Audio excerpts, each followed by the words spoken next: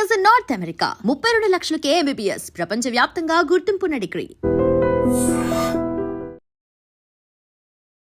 Hi hello నమస్తే, welcome back to our channel. నేను మీ వైషు.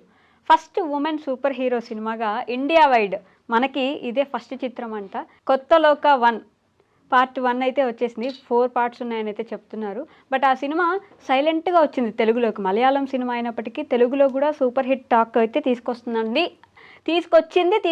అనే మాట అయితే వినిపిస్తుంది. తీసుకొచ్చింది ఎవరో కాదు, మన వంశీ గారు అనమాట, సితారా ప్రొడక్షన్స్ నుంచి.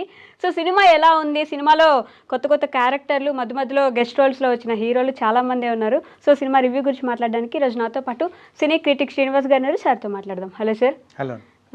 కొత్త లోక పార్ట్ 1 సూపర్ ఉమెన్ అంటే మన దగ్గర ఇండియా వైడ్లో ఇప్పటి వరకు ఎవరు లేరు సూపర్ హీరోగా చేసింది. ఇదే ఫస్ట్ సినిమా. సో ఎలా ఉంది అసలు? సినిమా బాగుందండి. యాక్చువల్గా జనరల్గా ఏదైనా సినిమా కొత్త సినిమా వచ్చినప్పుడు ఫస్ట్ మనం సినిమా చూసి రివ్యూస్ మనం చెప్తాము, తర్వాత పబ్లిక్ రెస్పాండ్ అవుతారు కదా.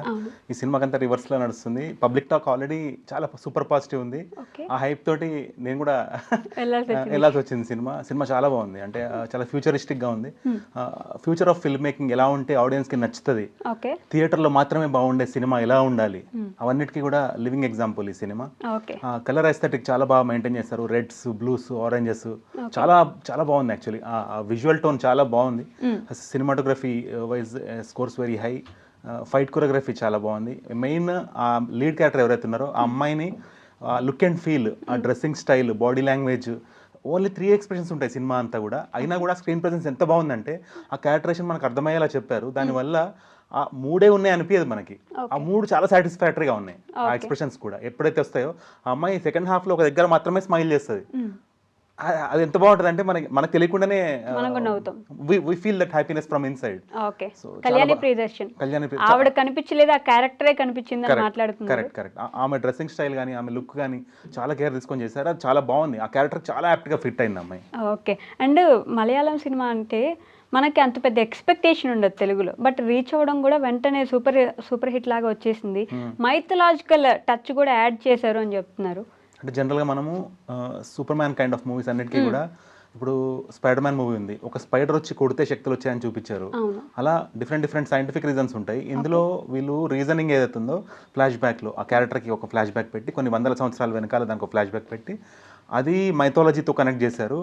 ఆ స్టోరీ టెల్లింగ్ మళ్ళీ చాలా బాగుంది. అంటే కొన్ని సీన్స్లో 2 ప్యారల్గా నడుస్తుంటాయి. అది చాలా బాగుంది యాక్చువల్లీ. అంటే ఇప్పుడున్న జెన్జీ యూత్ అంటారు కదా, కిడ్స్ అండ్ యూత్, వాళ్ళకి నచ్చేలాగా, గ్రోనప్స్కి నచ్చేలాగా, ఎల్డర్ ఆడియన్స్కి నచ్చేలాగా, అందరికీ నచ్చేలాగా ఆ నెరేటివ్ చాలా బాగుంది.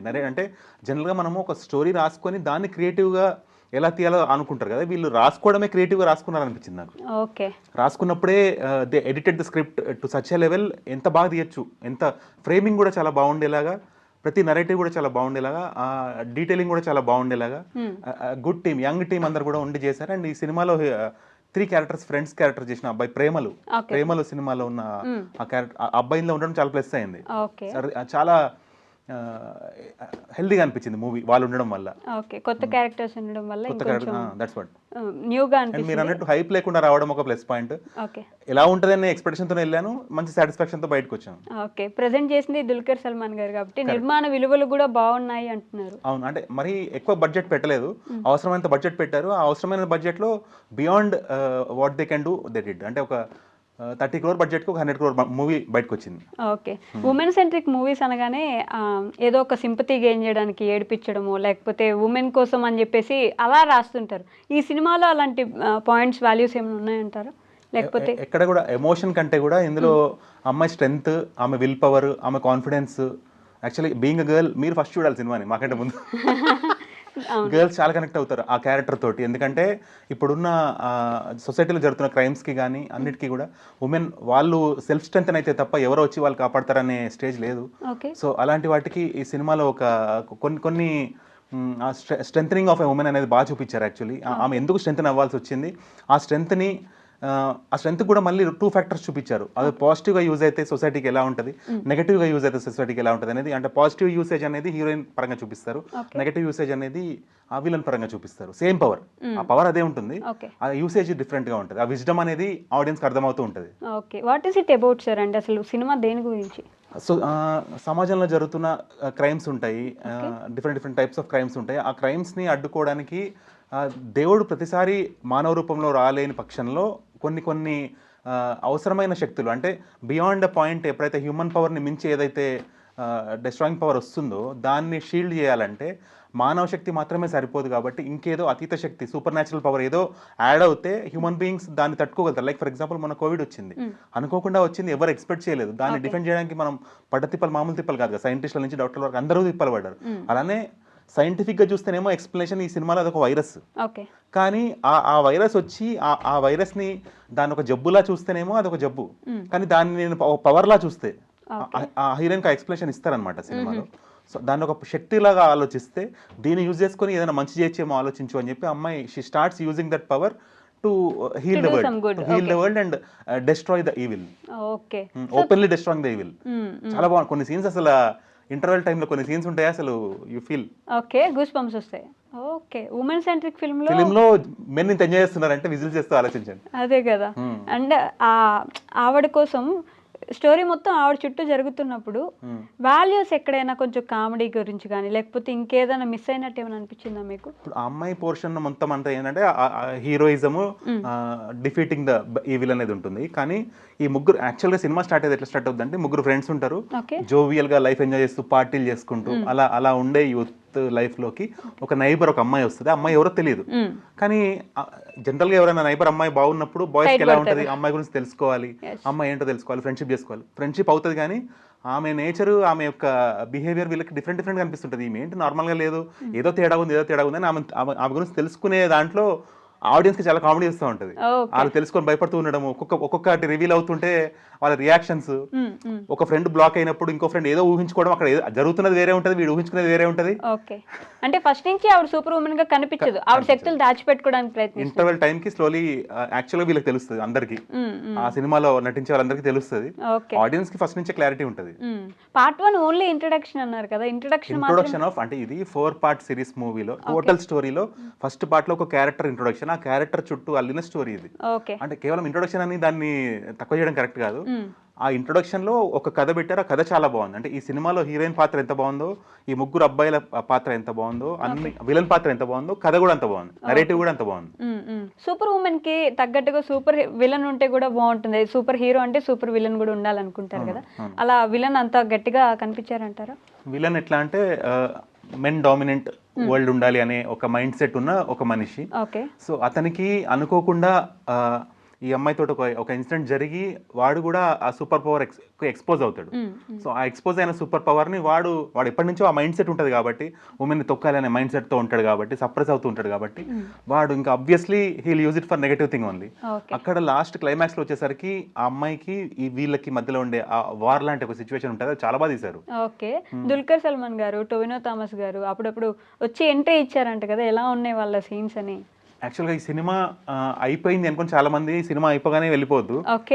3 ఉన్నాయి, 3 పార్ట్స్ గా చూపించారు. ఎట్లా అంటే మనకి ఇంగ్లీష్ మూవీస్ లో ఎలా ఉంటుంది, సినిమా అయిపోయిందని వెళ్ళిపోతుంటే కొన్ని పేర్లు లేక మళ్ళీ సినిమా కొంచెం చూపిస్తారు, మళ్ళీ కొన్ని పేర్లు లేక మళ్ళీ కొంచెం చూపిస్తారు. ఇందులో మూడు చూపించారు. అలా అంటే ఈ నెక్స్ట్ 3 పార్ట్స్ ఏవైతే రాబోతున్నాయో వాటిలోంటి గ్లిమ్సెస్ ఏంటి అనేది లాస్ట్ చూపించారు. సో దయచేసి మొత్తం మీరు పేర్లన్నీ అయిపోయి లైట్లు వేసే వరకు థియేటర్ నుంచి బయటకు వెళ్ళొద్దు, మొత్తం చూసి బయటకు వెళ్ళండి, you will feel that satisfaction.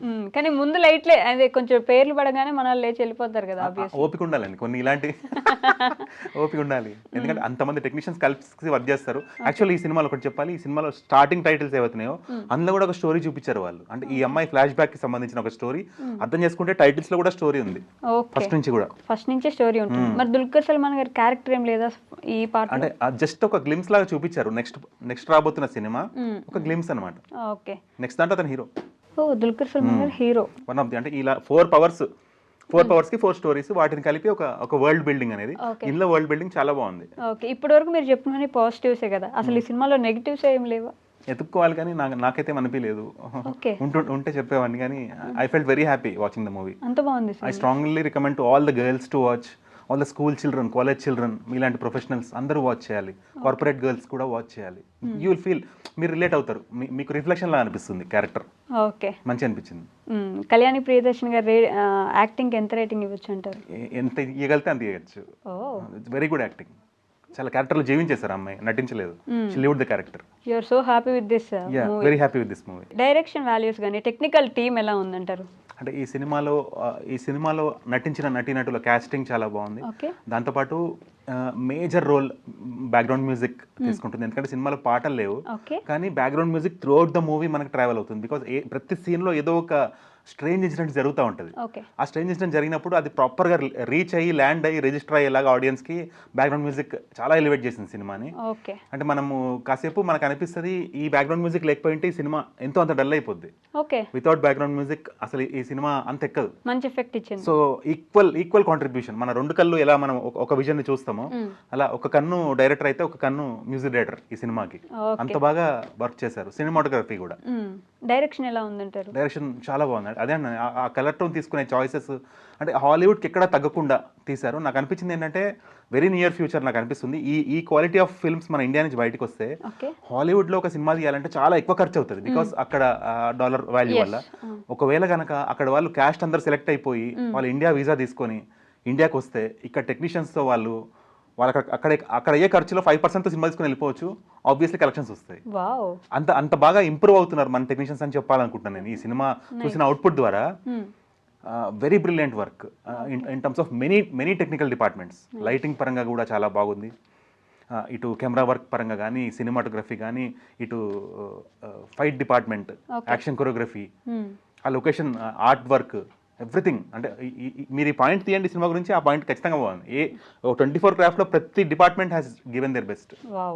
Nice. So అంటే ఆ హ్యారీ పాటర్ లాంటి సినిమాలో కొన్ని మ్యాజికల్ ఎలిమెంట్స్ ఉంటాయి. అలాంటి మ్యాజికల్ ఎలిమెంట్స్ కూడా ఉన్నాయి. అంటే చిన్న పిల్లలకు నచ్చే అంశాలు కూడా ఉన్నాయి. ఓకే. Healthy family movie. ఇది కొంచెం అక్కడక్కడ వైలెన్స్ ఉంది కానీ అది ఇగ్నోరబుల్ వైలెన్స్. ఓకే. కొంచెం కోరుకున్న ఎమోషన్ ఏదైతే ఉంటుందో అది అమ్మాయి ఫ్లాష్ బ్యాక్ లో ఉంటుంది. అది చాలా డెప్త్ గా చూపించారు, చాలా బాగా చూపించారు. ఎక్సలెంట్ అనమాట. అసలు అమ్మాయి చైల్డ్హుడ్ చాలా బాగుంది. చైల్డ్హుడ్ ఎపిసోడ్స్ ఏది మైనస్ అనేది హాంట్ చేస్తుంది సినిమా. మేము కొన్ని రోజులు ఉంటుంది మీతో సినిమా. క్యారీ చేస్తాం మనం. You will carry that in your mind. ఆ కాన్ఫిడెన్స్ అంటే ఈ సినిమా ఇచ్చే కాన్ఫిడెన్స్ మీకు మీ నెక్స్ట్ 15 days అయితే మీకు ఇంపార్టెంట్ వర్క్ ఉంది అనుకోండి, మీరు ఖచ్చితంగా సక్సెస్ అయిపోతారు. ఓకే. అలాంటి పాజిటివ్ ఎనర్జీ మీకు ఇస్తుంది సినిమా. ఓకే. సో 5కి ఎంత రేటింగ్ ఇవ్వచ్చు ఫైనల్ గా? 5కి 500 ఇవ్వచ్చు. సూపర్ గా ఉంది అయితే మొత్తానికి కొత్తలోక సినిమా. తెలుగులో కూడా బాగా దూసుకెళ్ళి. డబ్బింగ్ సెట్ అయిందంటారా? డబ్బింగ్ చాలా సెట్ అయిందండి. వీళ్ళకి ఏవైతే వాయిసెస్ సెట్ అయితే అవే యూజ్ చేస్తారు. అంటే డబ్బింగ్ వీళ్ళు రెగ్యులర్ గా ఉన్నారు కాబట్టి సినిమాల్లో. అండ్ ఒకటేంటంటే it's true value for money and value for your time. Okay done అండి. Thank you. And for more videos, please subscribe to iDream. Please subscribe to iDream. Please subscribe iDream. And please subscribe to iDream. For more videos, subscribe to iDream. please like, share and subscribe to the channel. Congratulations, iDream. Subscribe to iDream. Subscribe to iDream. So subscribe to iDream Media. iDream ki iDream team andarki huge congratulations. Please subscribe iDream Media. Please subscribe to iDream. Subscribe iDream. Please subscribe to iDream. iDream అంటే నా కళల ఛానల్ను subscribe చేసుకున్న నోరు తిరుగుతలేదు. మీరైతే గంట గుర్తు కొట్టండి. For more such videos, please subscribe to iDream. Subscribe to iDream. Please subscribe to iDream. Please subscribe iDream Media. Please do subscribe to iDream. Please subscribe to iDream Media. For best entertainment and information, please subscribe iDream. And don't forget to subscribe to iDream.